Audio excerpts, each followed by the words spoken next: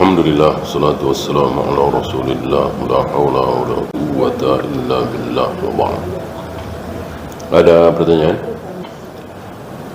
Apakah harta yang kita wasiatkan akan menjadi pahala jariah yang mengalir terus?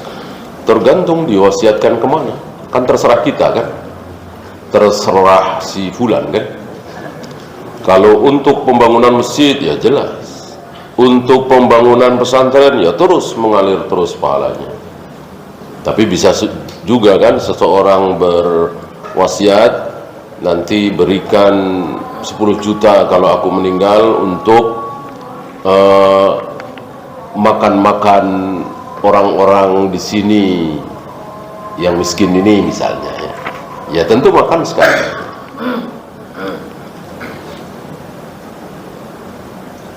Istri sudah meninggal dan beberapa tahun yang lalu, dan kakak ipar sudah 2 kali mimpi bertemu dengan dia. Bagaimana tentang mimpi ini?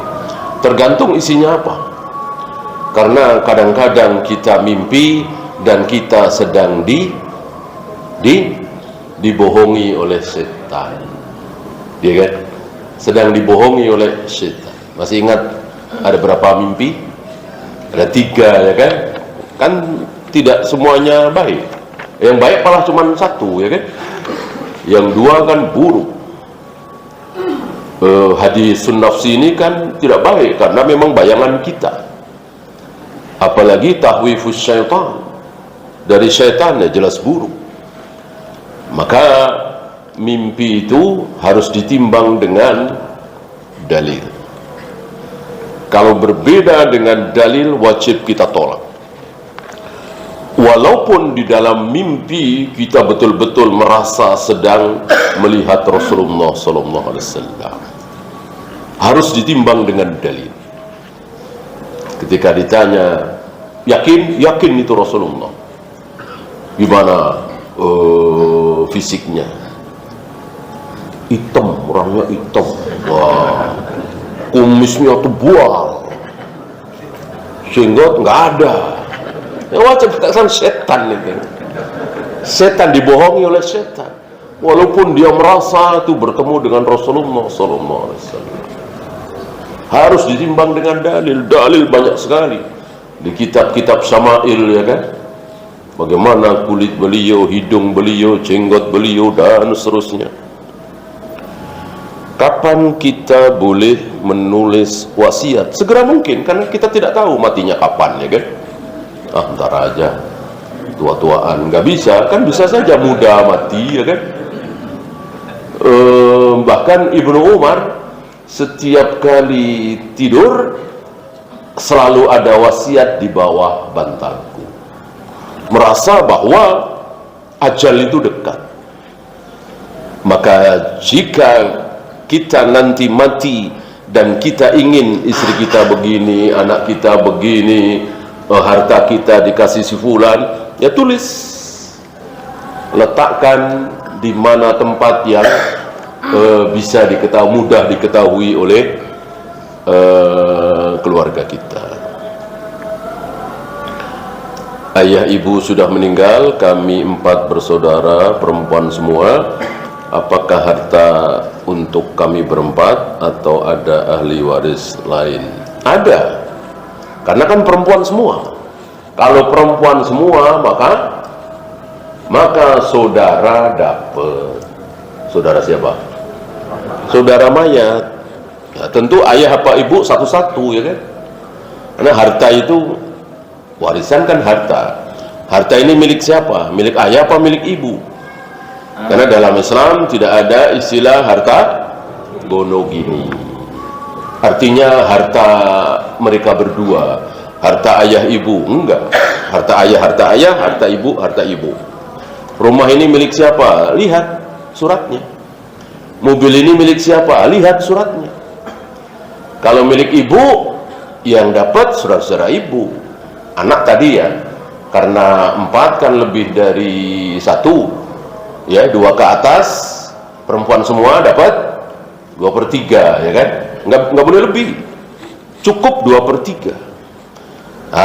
Sisanya untuk saudara ibu kalau hartanya itu milik ibu. Kalau mobil itu atas nama ibu, ya saudara-saudara ibu. Sementara rumahnya atas nama ayah, ya saudara-saudara ayah.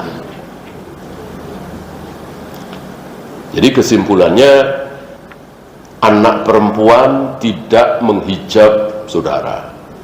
Yang bisa menghijab saudara adalah anak laki-laki. Walaupun satu saja ada anak laki-lakinya, maka saudara tidak dapat.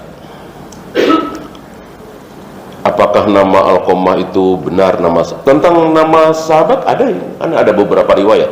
Maksudnya yang tidak sahih peristiwa itu, kisah itu. Bagaimana kita menentukan skala prioritas untuk bekal akhirat? Wajib. Mana yang wajib? Gitu. Mana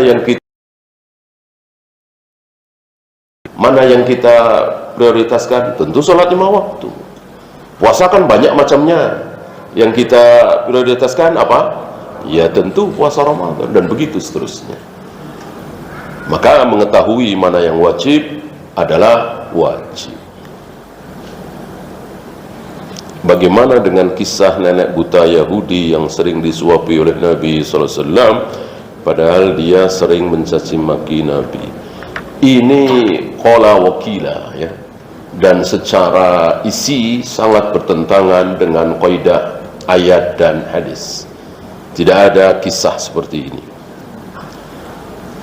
Bagaimana cara menjaga pandangan? Sudah punya istri namun kurang bersyukur, suka melihat wanita lain. Ya, menjaga pandangan ya. Kita punya pandang, tundukkan begini, gampang kan? Nah, misalnya di sono ya kita melengos begini, gampang kan? Mosok gitu aja diajarin. Pakai nanya, gampang cuma begitu.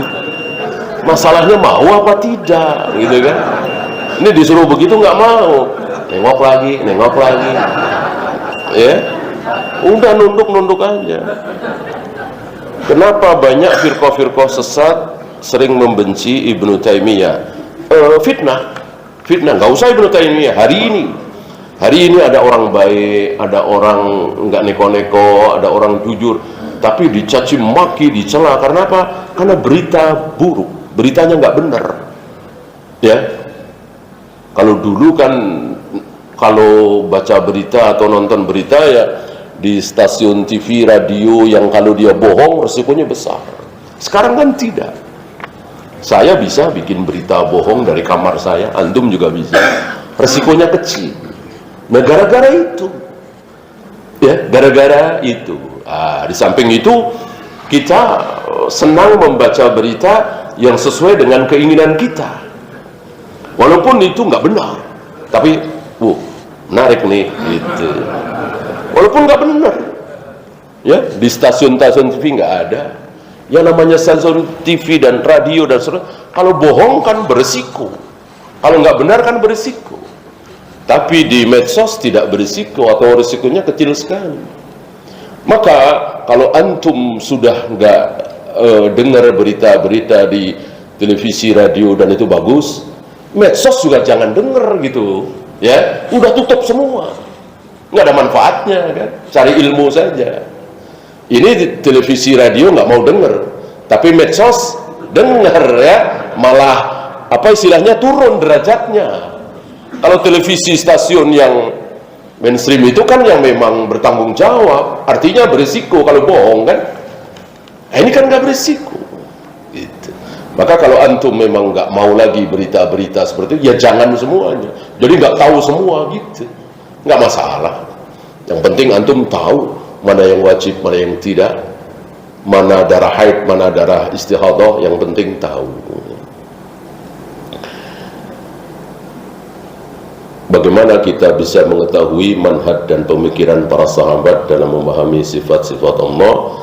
Karena pasti semua golongan mengaku berdasarkan Al-Quran dan hadis. Lihat riwayat, adakah para sahabat yang mentakwil tangan Allah? Adakah riwayat para sahabat yang mentakwil turunnya Allah, bersamanya Allah?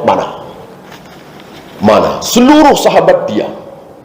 Tidak ada riwayat para sahabat, seorang pun sahabat mentakwil sifat-sifat Allah. Artinya para sahabat menerima apa adanya, bahwa Allah betul-betul menciptakan Adam dengan kedua tangannya. Allah betul-betul turun ke langit dunia setiap sepertiga malam. Allah betul-betul menghadapkan wajahnya ke wajah orang yang sedang salat. Allah betul-betul membolak-balikkan hati manusia dengan dua jarinya, dan seterusnya. Tidak dibahas, diimani apa adanya. Wallahu a'lam. Ya, itu saja. Subhanakallahumma bihamdika asyhadu an la ilaha illa anta astaghfiruka wa atubu ilaik. Assalamualaikum warahmatullahi wabarakatuh.